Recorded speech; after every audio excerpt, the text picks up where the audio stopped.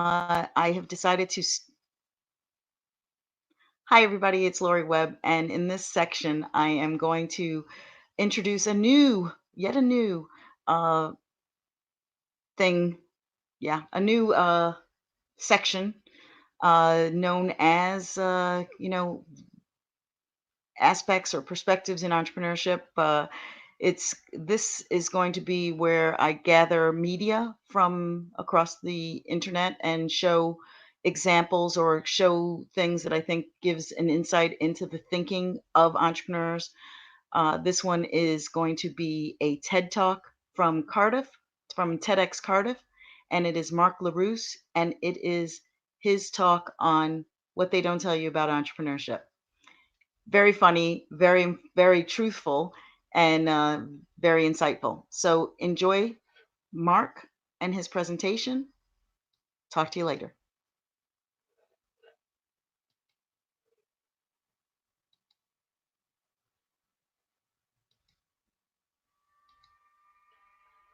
At TEDx, about to give a killer talk.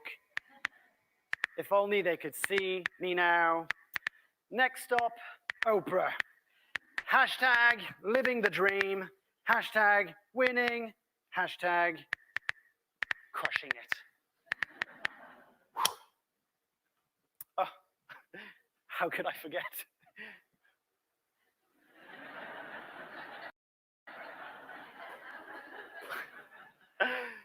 My life is amazing. I wake up at 5 a.m. every day with a big smile on my face. And that's without an alarm clock. And you know why? Because my passion wakes me. You see, after an hour of power yoga, I hop in a cold shower where I visualize my goals before I jump on a podcast and green a green smoothie. That's before most of you have even had time to scroll through your first social media feed. Yes, unlike you, I have the freedom to decide how I spend my days. I go on holiday when I want, where I want, and for how long I want. But you already know that because you obviously follow me on Instagram. You see, success is my first, last, and middle name. Yes, you've guessed it. I'm an entrepreneur, and I'm living the dream. It's funny because it almost sounds true. And it makes me wonder, who is that guy? Well, that's me. At least that's what you would think if you looked at my social media feed. You see, we're currently riding a wave where entrepreneurship is hip. And like any fad, when it doesn't go to plan, it's really easy to put on a brave face, keep up appearances, and pretend like you're successful, even if you have no idea what you're doing. But when did it become cool to become an entrepreneur? In fact, who here runs a business? Do you feel cool? Because I don't know about you, but I do not feel cool. In fact, most of the time, I feel lonely. I worry, I stress about money on a daily basis, and this was so not meant to be the plan. You see, about a year ago, almost to the day, I quit a job after spending a decade working across the corporate sector, the non-for-profit, and the charity sector, thinking that if I quit my job, everything I ever dreamed for in life would come true. Because obviously, being your own boss means that you have the flexibility, freedom, and success is bottomless. Well, it wasn't the case. You see, maybe what it looks like on the outside through all my podcasts and YouTube videos, it looks like I'm having a ball of a time. But I actually spend 80% of my time staring nothing but a screen, and sometimes I don't even bother leaving the flat or wash. But don't tell my girlfriend that, because she thinks I do. And this got me thinking. It's the same thing that when my friends call me up and say, hey, Mark, do you want to catch up for a beer? And I say, I'm sorry, I've got other plans. I'm busy. But I'm not busy. I'm just really, really worried about how my business is actually doing. And so I feel like I can't share that. And this is something that I've seen over and over again. So I'm the host of the most unpronounceable podcast ever known to mankind. As dyslexic, I could have picked a better name. The Unconventionalists. And effectively what it is, I get to speak to a whole bunch of really exciting people from all walks of life who've experienced different levels of success. And let me tell you this. It doesn't matter if you're a one-man band or if you're a business with 1,000 employees. If you have 100 followers or if you have 1 million, the resounding feeling is how tough the journey is and how lonely it can sometimes feel. Now, if you look at the statistics, it's pretty scary. Out of the 5.5 million businesses in the UK, 76% of them were started by people who employ no one but themselves. So it's a pretty lonesome journey, to say the least, for almost 3/4 of us.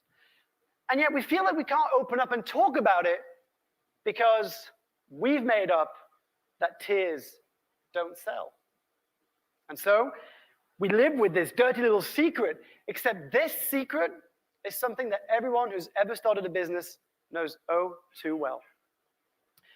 And I started thinking, if you look at the statistics and you look at Company House data, it looks like, actually, in 2016, it was another record-breaking year of 75 new businesses every single hour. That's insane. Bloomberg says that actually 8 out of 10 entrepreneurs fail within the first 18 months. And there was a study by the Professor Michael Freeman from the University of California that basically studied the link between entrepreneurship and mental health issues. And he found that 1 in 3 entrepreneurs experiences depression. When the hell did entrepreneurship become trendy? Especially when you look 20 years ago, and it was basically a bunch of geeky guys living in a box staring at a screen. Well, you see, when I quit Movember, I thought that everything was going to come to me. I could have never imagined that after spending 4 years in a dream job as country manager, raising 2.8 million euros for Men's Health, hobnobbing with celebrities, being interviewed on national television, and being part of an incredible team, all that to start my own business would be so tough and lonely. So when my friends and family ask me, so, how are things going? I smile, I grind my teeth, and I say, great. When really, what I want to say is, this is the toughest thing I've ever done in my life. I'm really struggling. And if you can relate to this situation, I want you to know that actually being vulnerable and telling your friends that you're hurting is the best way for them to know you need help. And I know that's scary. But instead, I've been guilty of putting up a mask and feeding the myth that being an entrepreneur and living the entrepreneurial lifestyle is the lifestyle we should all aspire to. And that got me thinking, surely there must be a reason why so many people are thinking about starting their business. Well, I think, this is my opinion, that because of the rise of the superstar entrepreneur, including Elon Musk, Richard Branson, and Steve Jobs, the rise of the superstar entrepreneur has given birth to the new aspiring celebrity of the 21st century. Social media and front cover magazines have labeled it. They make it sound sexy and they make it sound cool. And you know what it is? It feeds into our need to be recognized, to be famous, to be rich. But is the allure of being an entrepreneur for the chase of fame and fortune really all there is to it? No. It goes deeper than that. Consider the Gallup study that found that 87% of workers worldwide feel emotionally disengaged from the work they do. And as a self-proclaimed millennial, we've got a bit of a pickle, especially when you know that millennials are the most purpose-driven generation in decades. So there's no denying that we're currently facing a crisis at work when it comes down to finding purpose. Take a look at this mythical ad of a dream job. And for those of you at the back who can't read it, men wanted for hazardous journey, small wages, bitter cold, long months of complete darkness, constant danger, safe return, doubtful. Honor and recognition in case of success. Would you apply to that ad? Well, according to the book, The 100 Greatest Advertisements, 5,000 men responded to Sir Ernest Shackleton's ad ahead of his third expedition to the South Pole, Endurance, in the early 1900s. 5,000 people. And you know what else this ad could apply to? You've guessed it. Pretty much any startup or any new business or any bold idea you come across. Because the way that he sorted out these 5,000 applicants was by putting them either in mad, hopeless, or possible. And if you've ever tried anything bold in life, you'll know what I mean when I say it's very difficult to know in which category you come across. So the question becomes, why would thousands of people want to join Sir Shackleton down to South Pole? And would this still be applied today? And if you think it wouldn't, think again. Mars One, a controversial Dutch company, announced in 2013 that